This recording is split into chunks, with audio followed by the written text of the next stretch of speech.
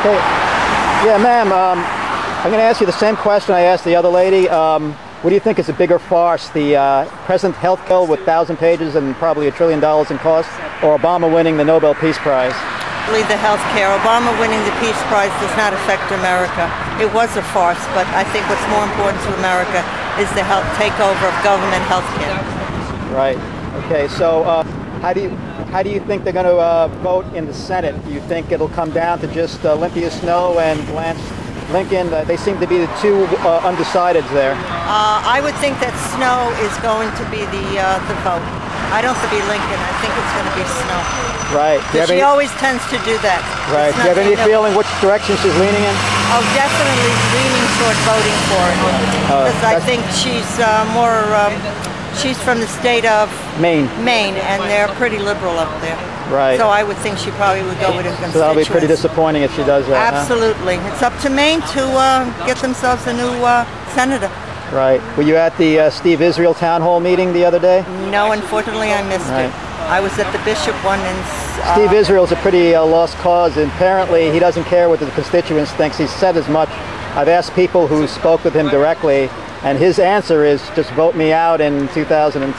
Yeah, well, I mean, that's pretty direct, huh? Yeah, that is. Well, my representative is Bishop, and I think in 2010 we'll vote him out.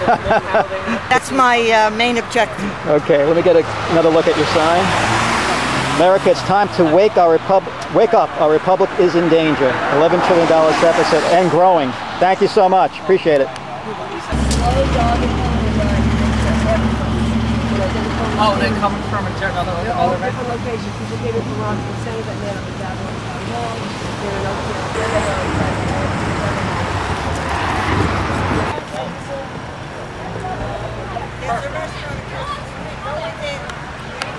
The only word out there is wake up America before it's too late, although I'm already beginning to think it's too late. This country is in a lot of trouble, a lot of financial trouble.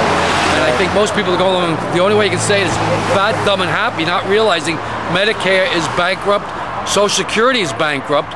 We got, what, 17% unemployment. We got tens of millions of people unemployed. They're going on the second and third round of unemployment checks, and there's no light at the end of the tunnel. Actually, on this caravan, as we drove through all the different villages, look at all the stores and restaurants that are closed. All the businesses that have already gone under. I mean, we're bleeding to death here, and this government just wants to spend more and more money. Where in God's name is this money coming from? They're printing it. They're printing it. So we're looking at inflationary spirals in the very near future. These chickens are going to come home to roost. The roost. Yeah. The roost. We got what was $600 million, $1 billion in debt to China alone. So more than that, Ernie. We got over $1 trillion. So I'm just saying, these numbers. I mean, hey, listen. When I can get my grasp around thousands, maybe 100,000, maybe millions. When we start talking billions and we start talking trillions, what the hell are we talking about? I haven't the foggiest idea what $1 trillion is. But yet we're trillions of dollars in debt. I don't even think Congress understands what it is, because they want a second stimulus. They're talking about a second stimulus bill. More madness. More madness. It just keeps unbelievable, or what? I mean, it's really a farce, the whole thing. It's not getting better. I really don't know where we're going as a nation. Well, that's why we're out here. We're out here humbly trying to present our view.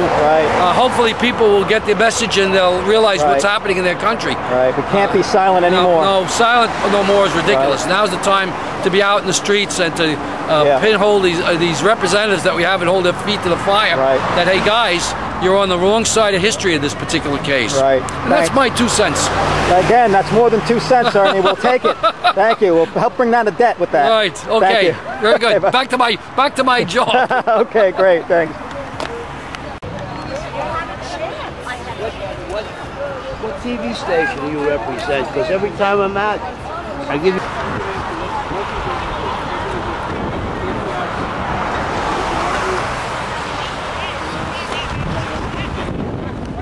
Because, we're getting taxed to death, and we use Turkish or whatever, and that's all I put in was the taxes. Oh, I drove around with the windows open. Heard a couple of nasty comments. Hey, sir, speaking of pork, they want a second stimulus bill now? Congress are talking about that? Yep. Does that turn your stomach or what? No question about it. Wow. Yeah. What'd they do with the money from the first one? That's a good question. I don't think they're going to tell us. Yep, that's for sure. Yeah. A lot of waste, a lot of waste. A lot of waste, huh? Spending. Who will pay for social impoundments after we declare bankruptcy? That's a good question. You know, Margaret Thatcher did say the trouble with socialism is that eventually you run out of people who can pay for it. So, that's Scary a problem. times. It's really scary. Well, it's still new to America, so they have plenty of people to try and milk. Yeah. And milk this they will. Oh, you got another sign? National disgrace, 11 trillion and growing and counting, like you said, right? Don't be so quick to spend our money, yeah. They can't wait to spend our money. It's really a disgrace. Hopefully in 2010 we'll change that. Yeah, well, that's what this is all about. It depends on who you run. Right. Yeah, we got to get some good candidates in there. Haven't seen anybody yet. Right. Which is how they keep winning. Right. No one comes forward to run. Unless a decent person comes forward with a real imagination on how to fix things, you're going to end up constantly with this same old stuff. It seems like when the people go through enough pain, it brings up, you know, the cream rises to the top, and somebody like a Reagan could come forward, like when. Yeah, but you look at those guys. They had to go. They already went through all their vetting process in their earlier lives.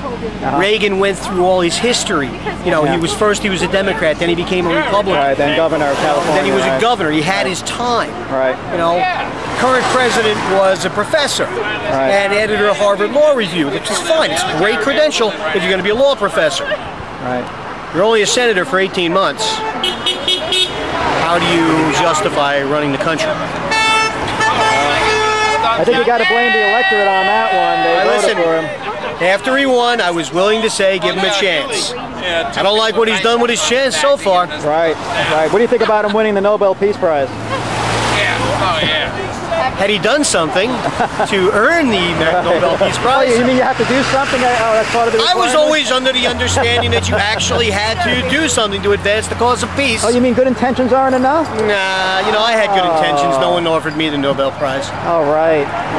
Well, maybe we should put your name in for consideration for next year. I would take it. You know, I would take it. I think it would be only fair. I can wishful think as much as the next person. Okay. Great. Thanks for your comments. Hey, you have a good day. You too.